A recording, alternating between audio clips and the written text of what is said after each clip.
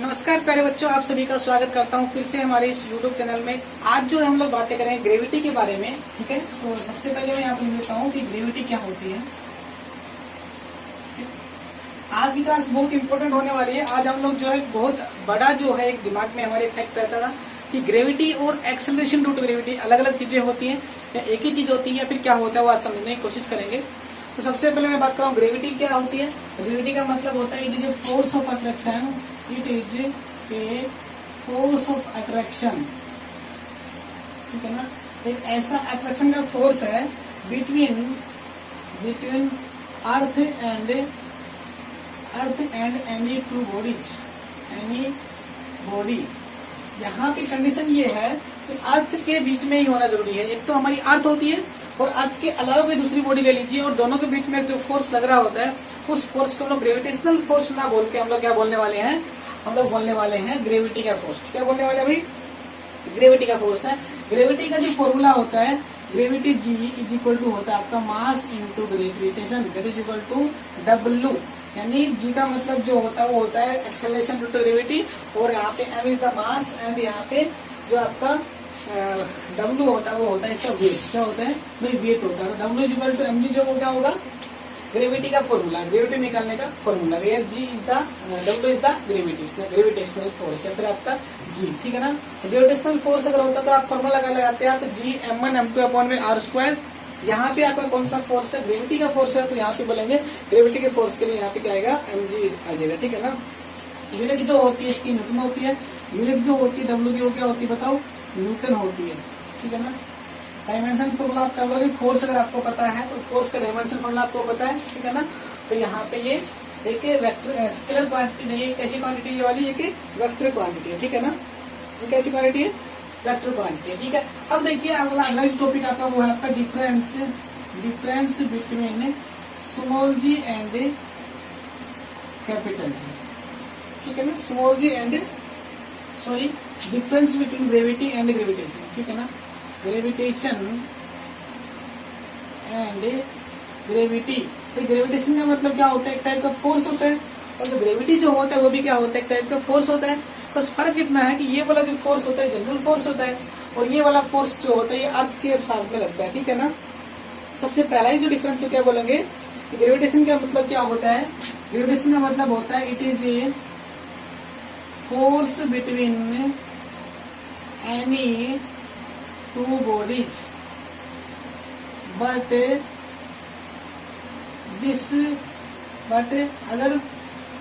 Other one is acting between earth and any body. यानी अर्थ और कोई भी एक बॉडी हम लोग ले सकते हैं, उनके बीच में लगने वाला जो फोर्स वो कहलाता है ग्रेविटी का फोर्स। और अगर मैं बात करूं कि अर्थ को छोड़ के कोई भी दो बॉडी हो सकती है तो उसको हम लोग बोलेंगे ग्रेविटेशनल फोर्स बोला करेंगे, ठीक है ना। ग्रेविटेशनल जो फोर्स होता है उसका फॉर्मूला होता है F इक्वल टू होता है जी m1 m2 अपॉन में r का स्क्वायर, और आपका जो ग्रेविटी का जो फोर्स होता है उसका होता है F इक्वल टू mg। वो क्या होता है? F इक्वल टू वही mg होता है, ठीक है। तो दोनों जो है आपके अलग अलग फॉर्मूला जो आपको पता होने चाहिए, ठीक है ना। अब हम लोग बात करते हैं नंबर 3 पे, direction of gravitational force. Gravitational का जो फोर्स है इज क्या होगा? फ्रॉम बी टू ए। यानी अगर हम लोग पहले वाले पे फोर्स निकाल रहे हैं दूसरी वाली बॉडी की वजह से, तो दूसरी वाली बॉडी जो है पहले वाली बॉडी की तरफ क्या हो जाएगी? अट्रैक्ट हो जाएगी, क्योंकि अट्रैक्टिव नेचर के फोर्स होते हैं। अट्रैक्शन का मतलब ये बी से लेके ए तक लगेगी। लेकिन जो ग्रेविटी का जो फोर्स है, फोर्स ऑफ ग्रेविटी का जो फोर्स होता है ऑलवेज टुवर्ड्स सेंटर ऑफ अर्थ, यानी हमेशा ही अर्थ के सेंटर की तरफ लगेगा। कौन सा? ग्रेविटी का फोर्स। ग्रेविटी का फोर्स जो होता है वो अर्थ के बीच में और किसी बॉडी के बीच लगता है। उस केस में जो बॉडी जो होती है वो अर्थ की तरफ मूव करती है, और उस टाइम पे जो है वो होगी हमेशा towards the centre of earth, earth के सेंटर की तरफ अट्रैक्ट होती है, इसलिए उसको बोलेंगे टुवर्ड्स द सेंटर ऑफ अर्थ। लेकिन जो आपका ग्रेविटेशनल फोर्स होता है वो किन्हीं भी दो बॉडी के बीच लग सकता है और हमेशा अलग अलग डायरेक्शन में होता है, ठीक है ना। ये आपका डिफरेंस नंबर 3 था, ठीक है ना। अगर चौथी नंबर की बात करूँ तो यहाँ पे क्या होता है? ग्रेविटेशनल फोर्स जो होता है वो क्या होता है? 0 होता है। नंबर 4 पे value of gravitational force is 0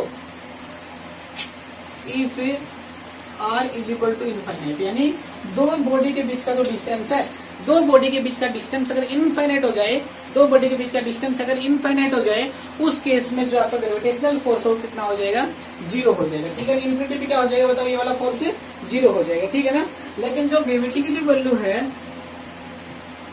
value of gravity is 0 at centre of अर्थ। कहता है कि जो जी जो होता है आपका ग्रेविटी का जो फोर्स होता है उसके अकॉर्डिंग जो होता है, इसकी जो वैल्यू है वो क्या होती है, सेंटर ऑफ अर्थ पे जाके क्या हो जाती है बताओ, 0 हो जाती है। अर्थ के सेंटर पे जाने के बाद में तो जी की जो वैल्यू क्या हो जाएगी, 0 हो जाएगी।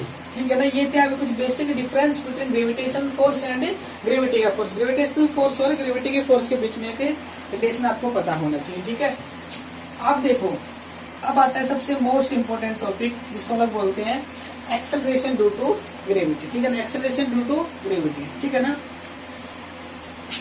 वो आपकी एक्सेलरेशन ड्यू टू ग्रेविटी। ठीक है ना, एक्सेलरेशन ड्यू टू ग्रेविटी क्या होती है, it is the gravitational attraction, या फिर एक ऐसा फोर्स जो है वो लगता है किसी बॉडी के ऊपर, अर्थ लगाती है, उसको हम लोग बोलते हैं एक्सेलरेशन ड्यू टू ग्रेविटी। ठीक है ना, मैंने body moves towards the earth surface. ठीक है ना, it is the acceleration, it is the acceleration by which a body can accelerate towards the center of earth। यानी अर्थ के सेंटर की तरफ अगर कोई बॉडी जो है वो एक्सेलरेट कर रही है, अट्रैक्ट कर रही है, और वो आ रही है अर्थ के सेंटर की तरफ, तो उस टाइम पे जो उसकी एक्सेलरेशन होगी वो क्या होगी, आपकी एक्सेलरेशन ड्यू टू ग्रेविटी कहलाई जाएगी। ठीक है ना, तो एक्सेलरेशन ड्यू टू ग्रेविटी के according F is equal to क्या होता है बताओ, एम इंटू जी होता है। यहाँ से जी बराबर कितना आएगा, एफ बटे में एम आएगा। जी बराबर क्या होगा बताओ, एफ बटे में एम होगा। इसका मतलब है ग्रेविटी का जो फोर्स होता है उसमें जो एक्सेलरेशन निकालने का फॉर्मूला क्या होगा, फोर्स अपॉन में क्या हो जाएगा बताओ, मास हो जाएगा। तो यहाँ से मैं यूनिट की बात करूँ तो यूनिट क्या होती है बताओ, जी की यूनिट होती है बताओ, न्यूटन पर मीटर। ठीक है ना, ये आपका न्यूटन पर किलोग्राम होता है, सॉरी न्यूटन पर क्या होता है, किलोग्राम होता है। तो हम इसका यूनिट बताएंगे, ये आपकी एस आई यूनिट है, और यहाँ साथ साथ डायमेंशन फॉर्मूला बताएंगे तो क्या होगा बताओ, एम में एल टी माइनस 2 अपॉन में क्या होगा एम, तो ये हो जाएगा एल टी माइनस का 2। मतलब ये तो वही फॉर्मूला होगा जो आपकी नॉर्मल जो एक्सेलरेशन होती थी, सिंपल जो एक्सेलरेशन होती थी, वही फॉर्मूला यहाँ पे आ गया एल टी माइनस 2। पहले जो नॉर्मल जो फोर्स हम लोग लेते थे उस केस में जो एक्सेलरेशन आती थी वो कितनी होती थी बताओ, वो भी आपकी होती थी एल टी माइनस का 2। तो ऐसे हम लोग यहाँ पे भी फॉर्मूला लगा रहे हैं एल टी माइनस 2। मतलब जो एक्सेलरेशन ड्यू टू ग्रेविटी है वो वही काम करती है जो आपकी लीनियर मोशन में एक्सेलरेशन काम करती है। सिंपल जो एक्सेलरेशन होती है ठीक वैसी आपकी एक्सेलरेशन ड्यू टू ग्रेविटी काम करती है। ठीक है, ये हो गया आपका एक्सेलरेशन ड्यू टू ग्रेविटी का टॉपिक। ठीक है ना, अब देखो ये जो वैल्यू जो होती है किस पे डिपेंड करती है। ठीक है ना, वैल्यू ऑफ जी जो होती है, value of G is depends upon shape and size of the earth. ठीक है ना, shape and size of the earth. ठीक है ना, यानी साइज और जो शेप और साइज जो वो अर्थ, या फिर हम लोग बोल सकते हैं साइज ऑफ द प्लेनेट, किसी भी प्लेनेट के साइज के ऊपर डिपेंड करता है। यानी उस बॉडी के शेप एंड साइज पर डिपेंड नहीं करता, जो कि आपको चेक कराती है कि फोर्स कितना लग रहा है। ठीक है ना, यानी अगर मेरे पास पेन है और इसको मैं यहाँ से छोड़ रहा हूँ तो अर्थ की तरफ अट्रैक्ट होता है, उस केस में जो इसका जो मास है वो हमेशा क्या होगा, स्मॉल एम होगा। जो प्लेनेट का मास है वो कैपिटल एम होगा। तो जो वैल्यू ऑफ जी जो है वो आपकी हमेशा ही कैपिटल वाले मास पर डिपेंड करती है। इसको लोग बोलते हैं it depends upon shape and size of the planet. Planet की जो शेप और क्या उसकी साइज, उसकी रेडियस कितनी है और उसका मास कितना है, उसके साइज पे डिपेंड करता है। इसे हम लोग बोलते हैं एक्सेलरेशन ड्यू टू ग्रेविटी बोलते हैं। ठीक है ना, अब बात करते हैं relation between g and g. Relation between g and g, एक तो स्मॉल जी है आपका, एक कैपिटल जी है, तो दोनों के बीच में क्या चाहिए, अपने को रिलेशन चाहिए। तो स्मॉल जी और कैपिटल जी के बीच रिलेशन निकालने के लिए हम लोग क्या करते हैं, एक फॉर्मूला ड्राइव करते हैं। मान लीजिए कि हमारे पास में ये अर्थ है और अर्थ का सेंटर ये वाला है, सेंटर से आर डिस्टेंस के ऊपर रेडियस है इसकी, और यहाँ पे बॉडी रखी हुई जिसका मास स्मॉल एम है, इस अर्थ का मास कैपिटल एम है, तो पूछ रहा है कि बताओ इन दोनों के बीच लगने वाला फोर्स क्या होगा, वो होगा आपका G into capital M upon में स्मॉल एम इंटू में R का स्क्वायर, इक्वेशन नंबर फर्स्ट। दूसरा बोल रहा है कि जब बॉडी यहाँ पे रखी है तो इसका जो वेट होता है डाउनवर्ड वो कितना होगा, F इक्वल टू क्या होगा बताओ, mg होगा, ठीक है ना।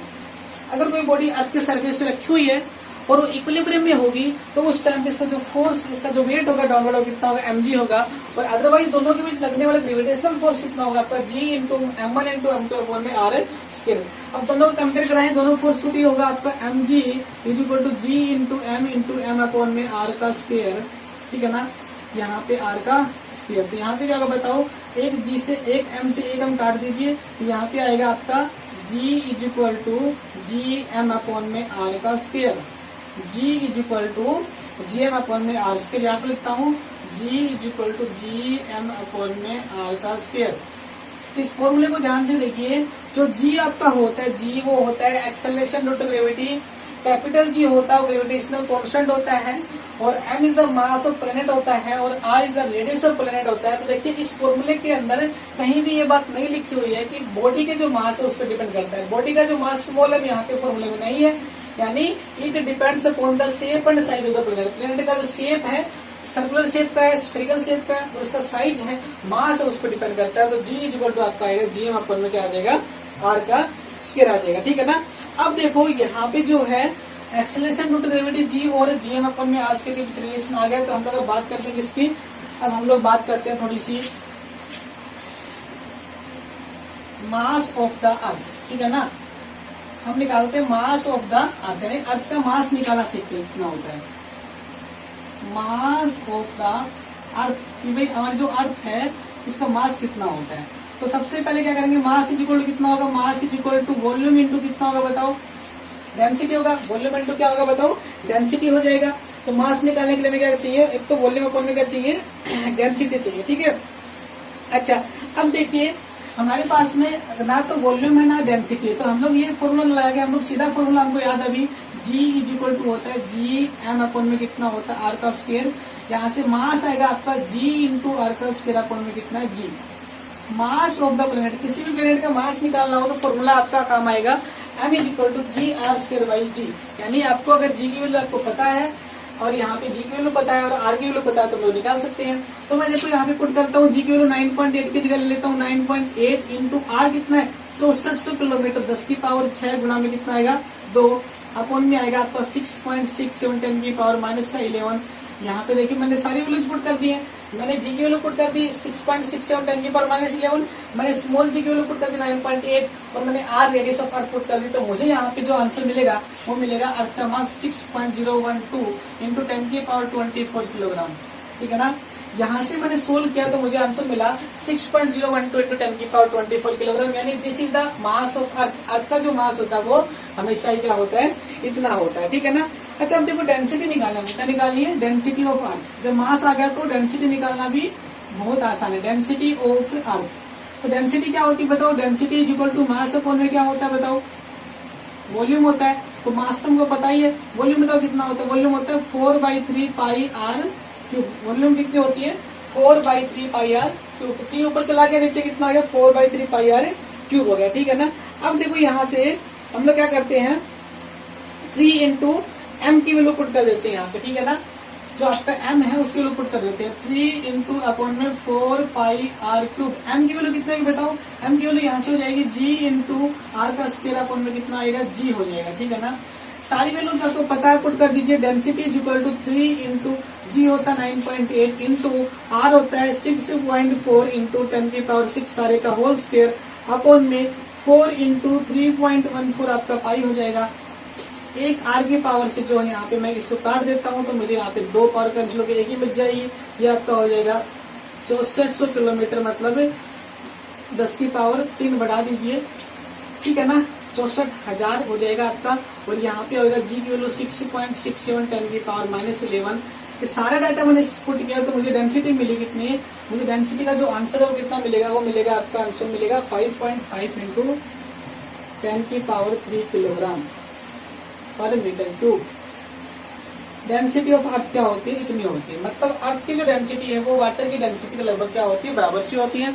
वाटर की डेंसिटी होती है 10 की पावर 3 यानी रेंज ऑफ ऑर्डर जो होता है वो क्या होता है, उतना ही होगा, 10 की पावर 3 होगा, लेकिन 5.5 आएगा। वाटर का ओनली 10 की पावर 3 होता है, ये 5.5 इंटू 10 की पावर क्या आएगा, 3 किलोग्राम पर मीटर क्यूब आएगा। ठीक है ना।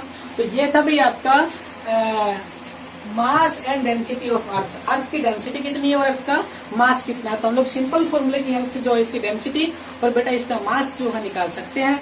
और इससे पहले हम लोगों ने बात की थी एक्सेलरेशन ड्यू टू ग्रेविटी की बात की थी, ग्रेविटेशनल फोर्स और ग्रेविटी में क्या फर्क होता है ये बात की थी, और स्मॉल जी और कैपिटल जी में क्या रिलेशन होता है ये हम लोगों ने बात की थी। नेक्स्ट वीडियो में हम लोग बात करेंगे कि acceleration due to gravity of earth जो है वो कैसी कैसी चेंज होती है, कैसे कैसे वेरिएशन उसमें आते हैं। तो तब तक के लिए आप जुड़े रहिए हमारी वीडियो के साथ में, और हमारे जो चैनल है उसको सब्सक्राइब कर दीजिए, और वीडियो का जो है लाइक कर दीजिए, शेयर कर दीजिए अपने फ्रेंड्स के साथ में, और बेल आइकन्स को दबाना ना भूलें ताकि अगले वीडियो पे आपको तुरंत नोटिफिकेशन मिल जाएगा। तब तक के लिए thank you, have a nice day.